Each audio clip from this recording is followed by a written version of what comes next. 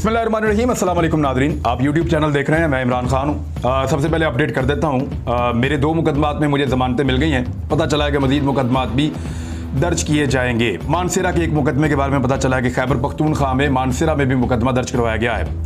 वैसे कानून तो यही है कि एक वकूए का एक ही मुकदमा होता है, लेकिन तंग करने के लिए मल्टीपल मुकदमात करवा रहे हैं। कुछ लोग जो हैं वो ये कह रहे हैं कि गिरफ्तारी देनी चाहिए थी। मैं बिल्कुल रेडी था गिरफ्तारी देने के लिए, लेकिन अगर ये मुझे गिरफ्तार करते 1 हफ्ता पहले 2 हफ्ता पहले, जब से मैं कह रहा हूं कि आओ गिरफ्तार करो बुज़दिलो, पकड़ते क्यों नहीं है, तो ये आते और आगे पकड़ देते। लेकिन उस मौके पे गिरफ्तारी नहीं दूंगा जिस वक्त लॉन्ग मार्च चलने वाला है। यानी इस वक्त मुझे लगता है मेरा बोलना जरूरी है, और बहुत सारे लोगों ने मुझे ये बात कही भी है कि अब अगर आपकी आवाज बंद हो जाती है तो जितना मोमेंटम बना है इंपोर्टेड सरकार के खिलाफ, जितना मोमेंटम बना है जो बैरूनी साजिश के खिलाफ, उसमें आपका बोलना अभी भी जरूरी है। मुझे बहुत सारे लोगों ने कहा, सहाफियों ने कहा, दोस्तों ने कहा, लॉयर्स ने कहा, तो मैं ये बात समझ गया। मैंने कहा ठीक है, गिरफ्तारी अब नहीं देंगे, तो मैंने गिरफ्तारी नहीं दी। कुछ लोग कह रहे हैं कि ये ताने देने की कोशिश कर रहे हैं, और ताने भी वो लोग दे रहे हैं, तौबा इस्तगफार, जिनका लीडर जो है वो 2.5 साल से भागा हुआ है। पाकिस्तान वापस आकर अदालतों को फेस करने का हौसला ही नहीं है उसके अंदर। यानी पाकिस्तान से 4 हफ्ते का कहकर भागा हुआ है, मफरूर है, इश्तिहारी है, मुजरिम है, और पाकिस्तान से भागा हुआ है। अब उसके पैरोकार मुझे ताना दे रहे हैं। मैं तो अदालत गया था, वहां पुलिस भी मौजूद थी, जजेस भी मौजूद थे, मैंने जमानत अप्लाई की, और कानून के मुताबिक जो मेरा हक था मैंने जमानत ली है। अगर ये मुझे पकड़ सकते तो पकड़ लेते कल। तो इस मौके पर मैंने फैसला किया कि अब गिरफ्तारी नहीं देनी, इस वक्त बोलना जरूरी है।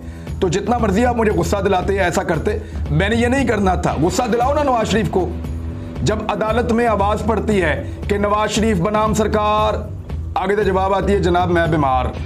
ये हालत है नवाज शरीफ की, तौबा इस्तगफार। इस तरह के लोग जो हैं वो इस तरह की बातें कर रहे हैं, और कुछ लोगों को बड़ा एतराज हुआ कि मैं सिक्योरिटी क्यों ले गया।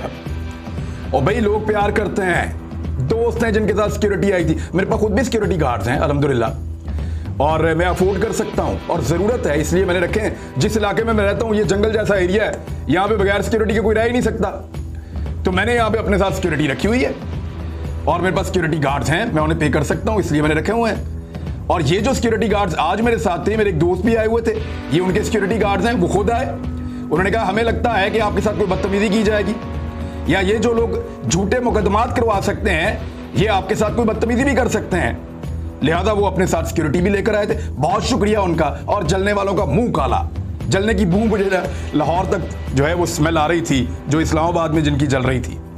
तो अब आ जाए खबरों की तरफ, असल मामलात की तरफ।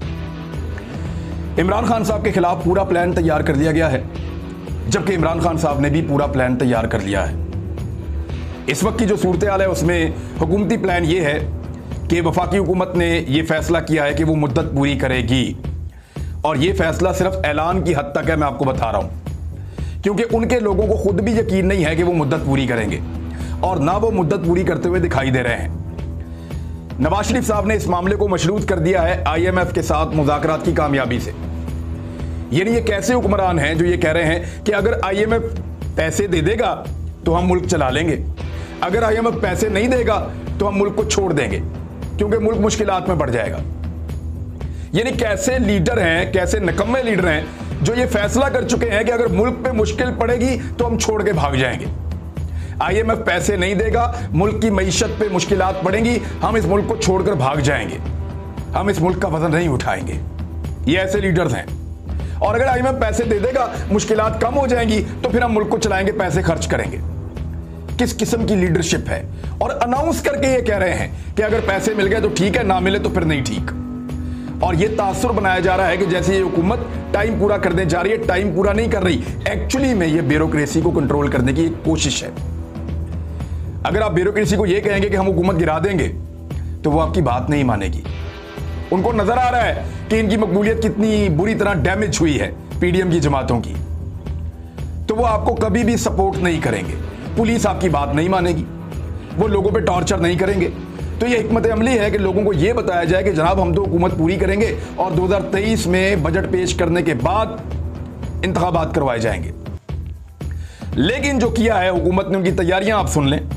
D चौक को सील कर दिया है, यानी उस तरफ जाने के लिए उन्होंने रास्ते बंद कर दिए हैं। रेड जोन को सील कर दिया है और उसको पाक फौज के हवाले करने की खबरें आ रही हैं। रेंजर्स तलब कर ली गई है, एफसी तलब कर ली गई है और दीगर सूबों से पुलिस को भी तलब कर लिया गया है। और ये सब कुछ वजारत दाखिला यानी राना सनाउल्लाह साहब और उनकी जो आसपास की जो कैबिनेट है वो सारे लोग ये फैसले कर रहे हैं। और पीटीआई को श्रीनगर हाईवे तक महदूद करने का फौरी तौर पर एक फैसला किया गया है। 15,000 शेल्स फराहम किए जा रहे हैं पुलिस को। ये आंसू गैस के शेल्स हैं। अब अगर रिहायशी इलाकों के अंदर इन शेल्स को इस्तेमाल किया गया तो मासूम बच्चे और खवातीन भी होते हैं, बुजुर्ग भी होते हैं और उससे लोगों की जान जाने का भी खतरा है और बीमार होने का भी खतरा है, उनकी हालत गैर होने का भी खतरा है। तो ये आंसू गैस के शेल्स के हवाले से मैं आपको बता दूं कि 15,000 शेल्स ये बहुत बड़ी तादाद होती है, ये पुलिस को फराहम कर दिए गए हैं। और 100 के करीब जो कैदियों को ले जाने वाली गाड़ियां हैं वो भी फराहम कर दी गई हैं ताकि लोगों को पकड़ा जाए और मुख्तलिफ जेलों की तरफ रवाना कर दिया जाए। जबकि जेलों के अंदर कुछ एरियाज को साफ किया जा रहा है कि आम कैदियों से जो सियासी कैदी पकड़ के लाए जाएंगे उनको अलग रखा जाएगा। यह भी एक इंफॉर्मेशन है कि उनको कैसे रखना है, क्या करना है, उसके लिए जेलों की सफाइयां सुथराइयां भी की जा रही हैं। अब देखना यह है कि इन जेलों में पाकिस्तान तहरीक इंसाफ के लोग जाते हैं या पीडीएम की जमातें दोबारा जैसे माजी में अपने करप्शन के केसों में जेलों पर थी और निकलने के बाद अब वजारतों पे बैठे हैं, क्या वो दोबारा जेलों में जाते हैं? ये आम सवाल है। सफाई किसके काम आती है? 22,000 रेंजर्स और पुलिस को तैनात किया जा रहा है। जो वफाकी दारुल हुकूमत है इस्लामाबाद, वहां पे 22,000 रेंजर्स और पुलिस को तैनात किया जा रहा है। ये है पूरा का पूरा प्लान जो वफाकी हुकूमत ने बनाया है और लोगों को, ब्यूरोक्रेसी को कंट्रोल करने के लिए वो ये कह रहे हैं कि 1.5 साल हम कहीं नहीं जा रहे, ताकि एक तासुर बने कि हम क्योंकि नहीं जा रहे तो आप अपनी पूरी फोर्स के साथ लड़ें। लेकिन जो ग्राउंड रियलिटी ना उसके मुताबिक बड़ी बेदली है पुलिस में भी और बड़ी बददिली है बाकी इदारों के अंदर भी, और उनको पता है कि ये हुकूमत चलने वाली नहीं है और वो इनका बोझ उठाने के लिए ज़हनी तौर पर तैयार नहीं है। इसीलिए बहुत तेजी से पुलिस वालों के ट्रांसफर और पोस्टिंग किए जा रहे हैं। पंजाब में मामला जो है वो एक नई अंगड़ाई ले चुका है।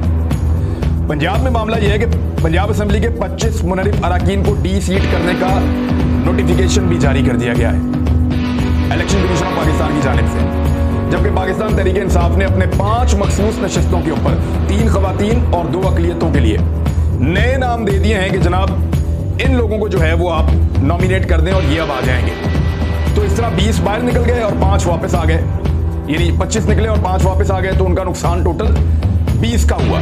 इस सूरत में परवेज इलाही साहब को अब बहुत फायदा हो सकता है अगर वो बंदे नोटिफाई हो जाएं जो नए बंदे दिए हैं। दूसरी जानिब एक और दरखास्त भी जमा करवा दी है पाकिस्तान तहरीक इंसाफ ने चीफ इलेक्शन कमिश्नर को कि हमजा शहबाज को बतौर वजीर आला पंजाब में काम करने से रोक दिया जाए। और ये फैसल चौधरी ने